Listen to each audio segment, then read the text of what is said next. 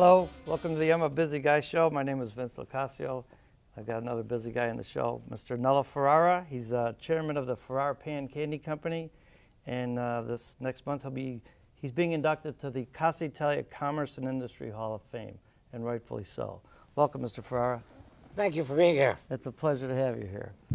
I know you a little bit. I've been studying a little bit about the history, and if you want to start off, because most of the show will talk about you, but about your father. Okay, let me talk about the candy company. Well, let's talk about your dad. He was born in. My dad was born in Italy. Nola, Italy. Nola. And that's in about 1884. He came to America when he was in 1899, so it would make him about 16 years old.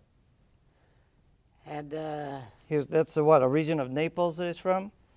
Nola's near Naples. Near Naples. Yeah. And he worked, I believe you told me he worked... He was a pasticcere. And what is a pasticcere? Pasticcere is a man who makes cannolis and pasticciot and sfogliatelle and wedding cakes in a pastry shop, an Italian pastry shop. That was his art at the time that he came to America. And he came through Ellis Island? He came through Ellis Island. But my father learned the English language very quickly. He was a very intelligent man. And I believe... And he spoke the English language, I could honestly say, with all my heart. I've gone to St. Ignatius High School, Loyola University, DePaul University. I can honestly say I never met a man who had a better command of the English language than my father did. Really? His vocabulary was phenomenal. I wish that I, with all my education, could speak the English language that my dad could. And he spoke it so well while he worked for the Santa Fe Railroad as an interpreter? When he came here, the first job he got was a job with, remember, let me make this fact known. My father never went to school in America a day. Really? Not one day. But he did apply with the Santa Fe Railroad for a job,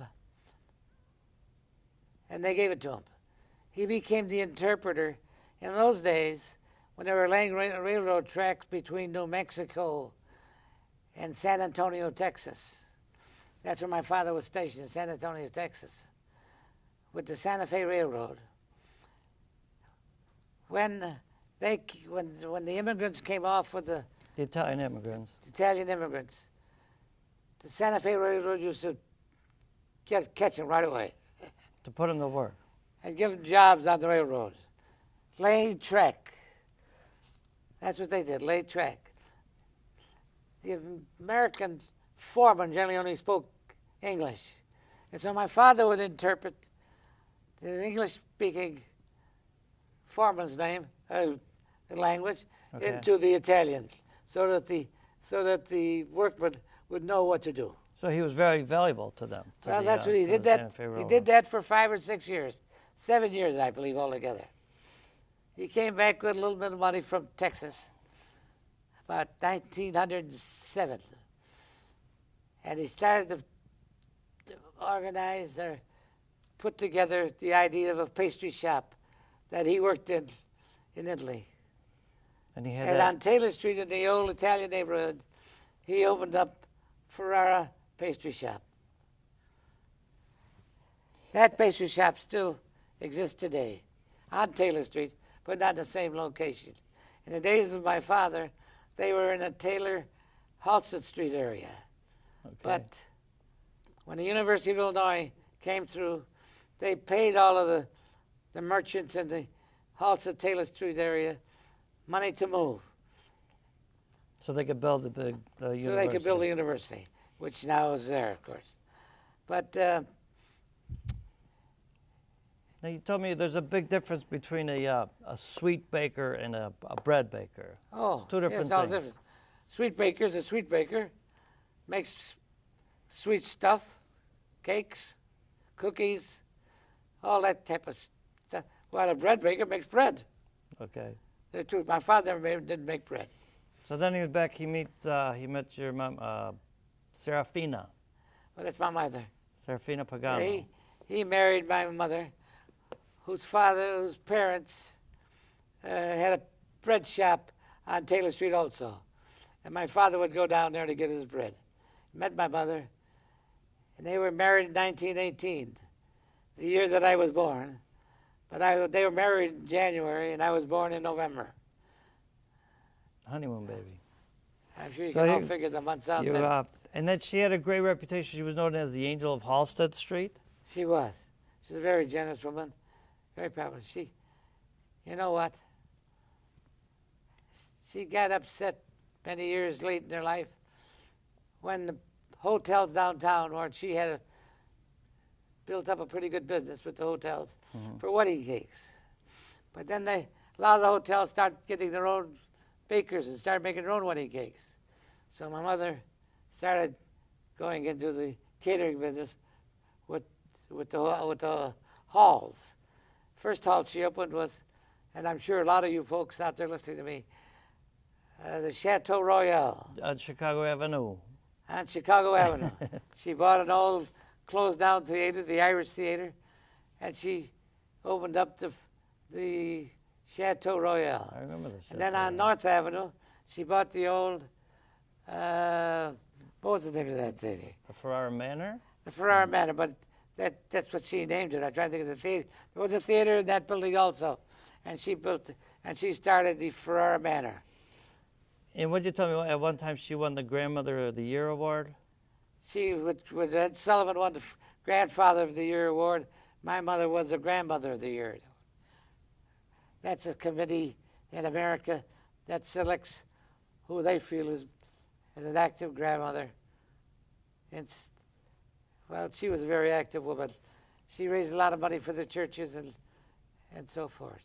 Nice. And one of the specialties besides the wedding cakes was the candied coated almonds? Well, my father made candy. And then in 1920, he built a plant on 2200 West Taylor Street, which now today houses the pastry shop, the original Ferrara pastry shop.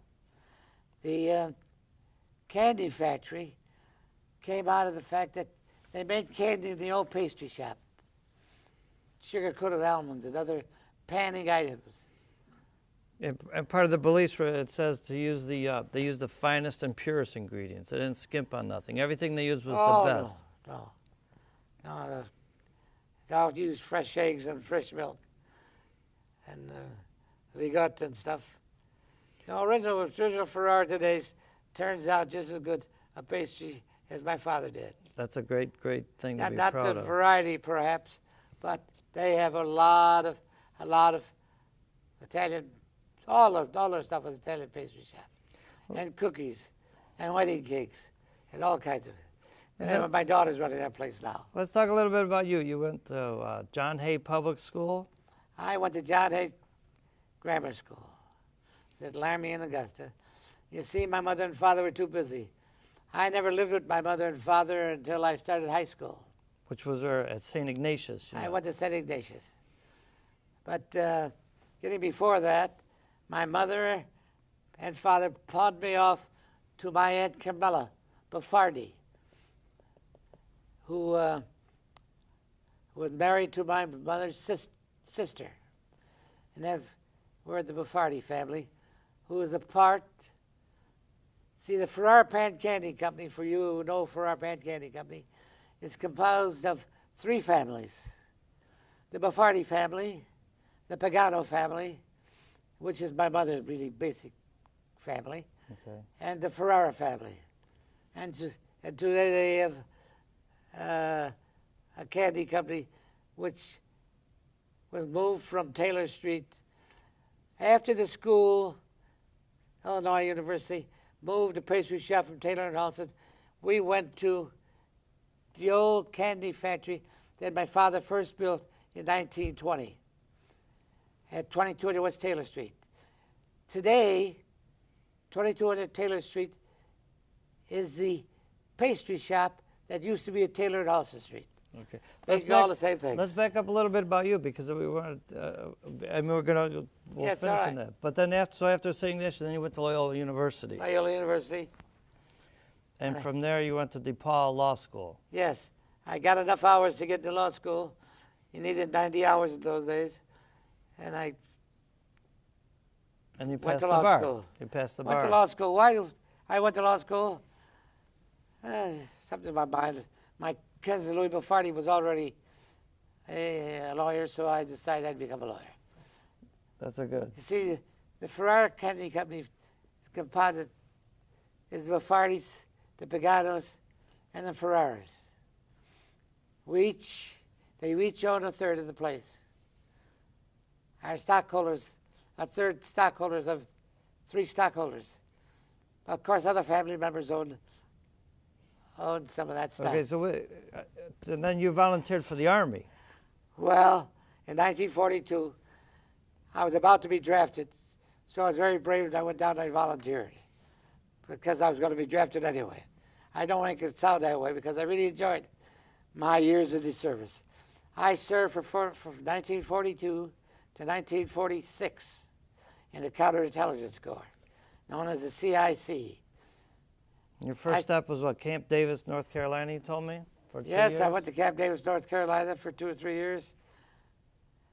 And then I aircraft, went to Fort Bliss, Texas, went to Camp Gruber, Oklahoma, and then I went to Camp Ritchie, Maryland for the CIC school. That's the Army's intelligence school. And how did you notice, you told me that on a bulletin board there was an announcement about they were looking for lawyers for the Counterintelligence Corps? When I was at Camp Gruber, a bulletin was, I happened to read a bulletin that says that the Counterintelligence Corps was looking for lawyers. And so I had my law degree already and my bar exam certificate. And so I applied for CIC and was accepted immediately. Nice. And then what? Then you came back. Well, wait, let me tell you about the counterintelligence. You said you were interrogating Japanese officers. Well, that's what, yeah. The CIC people are interrogators. You work with a Japanese Nisi, who is a second-generation Japanese, generally born in California. And so each agent was given a Nisi who would, you would go out and you would interpret various names on the black list, some on a white list, that the Army wanted to know about. And you said so you'd make an appointment with them, and you'd go with your Nisi, with your interpreter, and you'd ask them questions, but a long list of questions.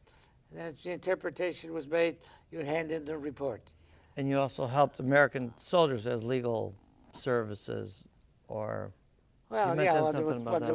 When there were Army soldiers, they were in trouble. See, there was a lot of things that soldiers would get in trouble with, you know. Yeah, and like everybody. And you could, of course, I didn't have very many of those cases, but whatever cases I did handle, we handled correctly. Beautiful. And you were honorably discharged and came back to Chicago. Yes, my family's never left Chicago, never left the house I lived in. Nice. At 22 Taylor Street. And you joined the law firm with Jerry Brooks? Oh, when I came back, I had some friends who were already in law business. I joined them. In that office was a young lady by the name of Marilyn Bees, German of heritage, and started dating her. And after a year or two, I told the lawyers in the office they'd have to find themselves a new secretary because I was going to marry the girl that they had as a secretary, and she was not going to work anymore. Beautiful, beautiful. That's how that all happened. I still have my wife. We still live in River Forest here in Illinois. Nice. So then what, about 1949, your father he wanted to move to Florida and semi-retire? My father did not work very much after I got back from service. And then when I was practicing law, he one day told me, Dad, son, I'm going to Florida. He had a house in Florida already, but he wanted me to go work at the candy factory. So I went to work at the candy factory. And at that point, it was still on Taylor Street. Huh? It was still on Taylor Street. What happened was, the old pastry shop, there was a Taylor and Olson, moved to Taylor Street because we had vacated the pastry shop, the candy factory he had built in Taylor, when I bought a plant in Forest Park where we are today. Okay. Bought that plant because we were overcrowded in our old plant at 2200, and so I decided we better move. And that, plus you were expanding. I mean, that was the Borden's Dairy previous to that, the building that you bought? The building we bought used to be an old Borden Dairy. Yeah. So you were expanding. I mean, just as an example, one of the things you told me to move it just a little bit ahead, but the fireballs. Yes, I created Lemonhead and Fireballs when we moved into Forest Park. And but you said the Let fireball. me just go back. Yeah, please. I know. As I said in the beginning, the Ferrara Candy Company is owned and operated by three families. The Buffardi family, my cousin Louis, he was the only son of the Buffardis, and he took over his father's place when his father passed away. The Pagano family had two brothers.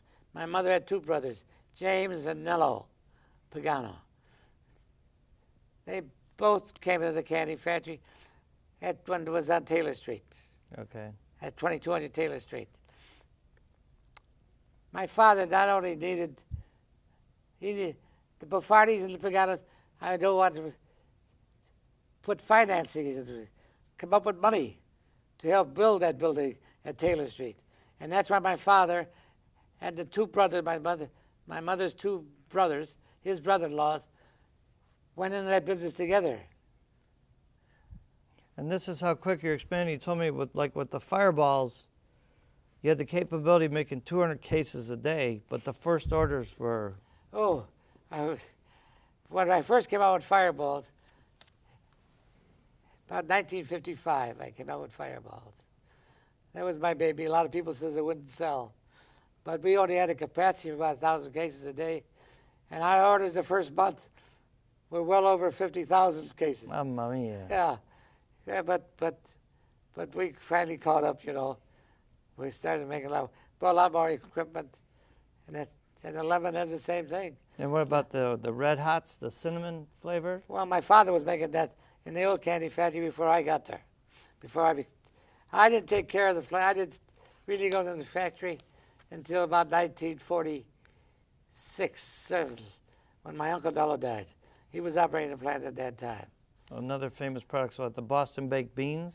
The Ferrara Candy Company was making that before I got there. But the lemon heads, what Lemon is my baby, yeah. What made you come up with that? Just wanted to add. I mean, I came up with that. They're Americana. I mean, everybody has grown up on them. They're just part of America. The lemon heads and the jawbusters. Jawbreakers. Jawbreakers.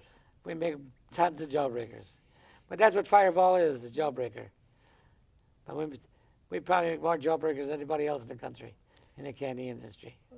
And I ought to mention that the Buffardi family had Louis Buffardi, who since has passed away. He was like my brother. We shared the same bedroom until I graduated grammar school. And I went to live with my mother and father for the first time when I started high school at St. Ignatius. The Pagano family has Louis Pagano, and they have two Louis Paganos now, both descendants of Nello. James Pagano had no daughters. I had no sons. So there is none of those from the James Pagano family in the candy company today. And what about some products that have been added since, like the gummies, the Black Forest gummies? Oh, we make gummies, all kind of gummies. The Ferrara premium chocolates. We make chocolate, make chocolate almonds, make some chocolate bars now. But this is all through work my son. My son Salvatore is now a production manager for our candy company, and he is bringing in some new products. He has done a wonderful job, and he graduated from Loyola in New Orleans. And you expanded quite a bit. You have factories now in Canada and Mexico? Oh, yes. He has added 2 plants. He has a plant in Canada. He has a plant in Mexico. And then a big honor, tell me a little bit about the Kettle Award that you both have won. Kettle Award is a distinguished award that you receive in the confectionery industry. My son Salvatore won it last year, but I won it about 1975. Yes, yeah, 1975. Yes. I know with, if you can, tell us a little bit about how the pan candy's made. This is a picture of the machines, if you can see it from there. Yeah, did you get it? Okay, good. That's a pail. That's a revolving pail, like a cement mixer. You put a center in it. You can put a peanut in it, and you can put an almond in it. Not all at the same time. If you're going to make coated peanuts, you put the peanuts in there, and you add the sugar. Now, some sugar is added cold. Some sugar is added dissolved. If you're making cold pan, you use regular sugar, but you have to use some adhesive to the peanuts, known as a gum derived from apples. Anyway, excuse me. We made Boston baked beans and sugar-coated almonds. We used to make a lot of. All during the war, we made tons of almonds. And it's still a tradition. I mean, you still see them at the Italian wedding. At the Italian wedding, you still get the almonds, the candy-coated almonds. Well, not so much today. I don't know. Italian weddings always wanted the sugar-coated almonds. Yeah. Yeah. I don't recall, but I was told that back in the day the weddings was beef sandwiches and strawberry pop. Oh, or cream soda. Yeah. Was the big thing. Yeah, we did a lot of what we call peanut weddings. Before she went into the Chateau Royal and the Ferrara Manor. Once the Chateau and the Royal and the Ferrara Manor were built, she has to have most of the weddings. A lot of the weddings were at those 2 places. We still had a lot of hall weddings, which were called the peanut weddings. You know, Lions, I try to remember the names, women's... Organizations, you mean? No, I'm talking about different places in the city where the weddings were held before she went into the catering business herself. Okay.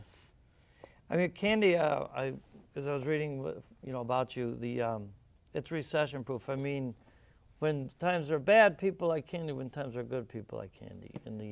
How many times we make? No. Everybody likes candy all the time. Yes, why not? It's buy nice. more. I need the money. So, what advice? I mean, you've been through a lot of things with the company and the growth and all that. What advice do you have for young kids to work hard? Go to school as long as you can. My father always insisted that I finish my education. Nice. And it's a big award that it's an honorable thing that you're getting from the Commerce at Casa Italia. Yes, I understand I am here because I'm going to receive the Italian-American Hall of Fame Award.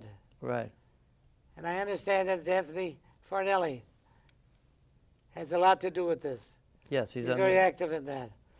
And I want to thank him and thank his committee. I have had other honors, but I regard this as the most prestigious award.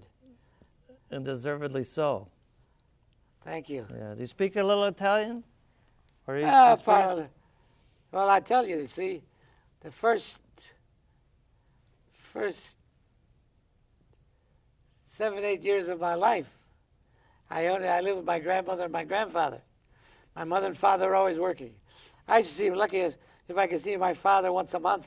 Yeah. He'd come out to Laramie and Augusta, where I was living with my aunt and uncle, the Buffardis, as I told you. And Louis Buffardi was my roommate. We shared the same room until I started high school. And he gave me up for his wife when he got married in 1939. Yeah. We always shared the same room. But he gave me up for his wife. I don't blame him. She was a lot prettier than me. She was a wonderful lady. And my brother Louis has died now. So we got about 5, 6 years. Yeah. And my little cousin is also like my brother Louis Pagano from the Pagano family. He works the same as we do. We all have our job in the candy factory. Yeah. All have our job, but we're all equal owners. Well, Columbus Day is coming up soon, a big day to celebrate for the Italian Americans. I like to mention some of the people that I've worked with. Frank Alonzio. With Villa Scalabrini, the years I worked with Villa Scalabrini, raising thousands and thousands and thousands of dollars till we paid off the mortgage sometime, maybe 15 years ago, 20 years ago, I don't remember, but it's back. But then Joe Fusco, Anthony Paterno, Frank Annunzio, all people that I worked very hard with, raising $1 million to finish the Italian People's Home. Well, the Italian Americans, we've got a lot to be proud of, right? I mean, well, I'm proud of the fact but how sad Tony and Frank would be if they knew that the Scalabrini priests are no longer in charge of that home we built for them. Yeah, it's I think Resurrection. Resurrection. A Polish order of nuns has come over there to take care of the old people. I'm sure there's a lot of Italian people there, but there are other people there too. Well, it's okay, but I would like to see Neil. I worked with Father Perini so hard for so many years. Wonderful man, wonderful priest. As are you. So I really want to, thank you for being here today. And thank you for inviting me. And being proud of. I don't know, as I say about this award. This award doesn't belong to me. It belongs to my father and my mother, who gave me the education, who gave me the opportunity in the candy factory. To my cousin Louis, the Buffardis, to cousin Louis Pagano, the Paganos, whose parents also had a lot to do with the success of the candy factory and the financing for the beginning of building the buildings, buying the equipment, and all the rest of the stuff. Nice. As you understand. God bless. Takes a lot. Thank you. I mean, a Ferrara Pain Candy Company, it's part of America. It's not, there's a lot to it. It's got some of my there. products here, I see. Yeah, can you see them all, the lemon heads? Oh, good. So good. If you need some for charity, let me know. Okay. Okay. Well, thank you so much. And like you said, I ask your advice to young kids, but did I talk too much? No, that's why it's called a talk show. That's what we do. You do a fine show. So the kids. I'm proud, and I'm very, with full humility, but a lot of pride in my heritage, in my cousins, my parents, for doing what they've done. God bless you. Thank you. Thank you for being here. Thank you very much. All right. Here, may I get up now, or should I just sit? Just wait for a minute. Okay, I'll just sit. Unless you want to sing a little song, I don't know. I'll sing a little song. What we got? Good luck.